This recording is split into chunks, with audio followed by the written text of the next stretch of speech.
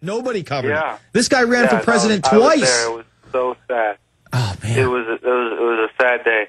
Oh, tell me what it feels like to be in the audience there. I mean, how many people in Congress even show up for that hearing? Oh no, it was a typical empty room session. But let me just finish about my personal motivations, because the third thing after waking people up and working on the current human suffering, the most important thing is the long term, the paradigm shift, the revolution that everybody's talking about. The revolution that we say with love. And I think it is the inevitable course of human history to evolve to a society that is voluntary, that is free of violence and force and coercion and human interactions. But it needs to happen from the ground up. It needs to happen from a paradigm shift. And John F. Kennedy said, another politician that I really admire, not for his political work, but having the courage to talk about the transformation and the realizations and epiphanies that he had after taking office. Of course, a lot of people think he was shot because he took on the Federal Reserve and started issuing silverback currency. But he said, a revolution is coming in America. A revolution which will be compassionate if we care enough, peaceful if we are wise enough, but a revolution which is coming whether we will it or not. We can change its character. We cannot alter its inevitability. And I take the long view of human history. That's why I'm an optimist. And it's 2 steps forward, 1 step back, and we may be in the middle of a big step backwards right now, but we're getting ready for a big step forward, and that's really exciting. That's the revolution that we're all just lucky enough to be a part of right now. And I said when I spoke at the rally for the Republic in Minneapolis, referring to the Thomas Jefferson quote, that there may come a time when we will tell the establishment, be it with your blood or ours, we have come to water the tree of liberty. People mistook that I was advocating violence in the resistance, and now I believe there will be times when violent resistance may be necessary. But you have to remember that if this movement is going to succeed, it is going to be because of the philosophical grounding in the moral principles of self-ownership and human liberty. And the weapons in this battle before us today are the keyboard and the YouTube video and the microphone. And make no mistake, these weapons slay tyrants.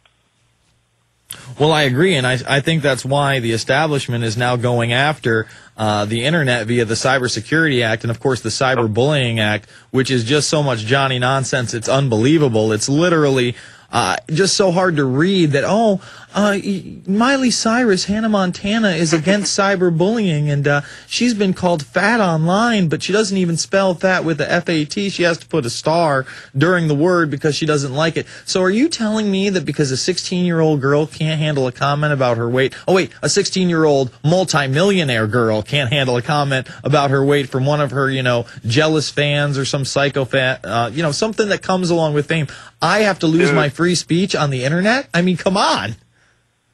Dude, why do you know all that? I don't think your teeny bopper fan club is going to be the best argument against cyber censorship. I'm sorry, dude. I'm just saying that the fact that they're using the #1 recording artist, the one that your kids are listening to, and they're going, yeah, I'm against cyberbullying, and you can't even call somebody fat. I mean, they use the excuse, at least for the Cybersecurity Act and then the Cyberbullying Act, of this woman who was getting revenge on some girl for her daughter on MySpace. She posed as a young boy that was interested in the girl, and then basically had this fake relationship with her online, and the girl ended up committing suicide after the mom told her to kill herself. So now we have to regulate free speech. But putting out, this Disney character... No, you know what we need to do? We need to have, if it was the mother that told her to commit suicide, we obviously need to have the government come in and ban motherhood. That's the only answer. That's the only You know what? answer. You're right. If we sterilize everybody, everything will be okay. We'll have the sustainability Ted Turner so lovingly talks about. It'll be great. Oh, man. You're not crazy. You're just living in America. I'm living in this world. Forget about America. Again, it's North America now. I mean, Chrysler, again, it's just... I saw, for instance, let's talk about North America for a minute. You know, they just had this big conference up in Canada last week, you know, called Adapting to a New World Order. I mean, we have Gordon Brown on the world stage at the G8 summit talking about an emerging new world order. We have Time magazine printing articles, Barack Obama's new world order. We have Kissinger saying, hey, this is a great opportunity for a new world order. Ahmadinejad, I have the article right here, yesterday calling for a new world order. Leaders in Brazil yesterday calling for a new world order. They obviously want to restructure the global power structure on a whole new level. And again, that's eviscerating what's left of the middle class and trying to create a greater gap between the elite and the general populace. So we have less say in the kind of wars we get involved in. You know, I don't think they like the fact that, you know, 2003 really through 2008 when they were able to kind of put the kibosh on the anti-war movement by just, you know, people like Cindy Sheehan were all of a sudden evil because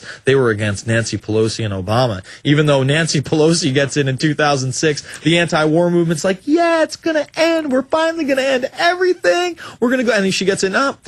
We're not going to bring him up on war crimes. Impeachment is out of the question, and we're going to continue the occupation. And I'll just, you know, be at the right hand of the Dark Lord Bush until he leaves, and then I will serve the Obama administration in hopes of one day being a Hillary Clinton-esque politician. I mean, these people, like I said, the LA Times just did an article. I don't know if you saw it, but it literally is a full article all about how serial killers and politicians share the same traits. I mean, that's not a joke. That's reality. Why don't you speak to that? Well, it's not their fault. A servile, unquestioning, obedient people will always produce tyrants. It's a good point. One lesson from history that it is the vision that the founders laid out for us as a past we have veered so far from, as an entire country. You're right. That's why the founders talked about a well-informed populace being the best defense against tyranny. Final segment with Adam Kokesh. After this, it's Adam Kokesh for Congress.com, PrisonPlanet.tv, INFOWARRIOR.com.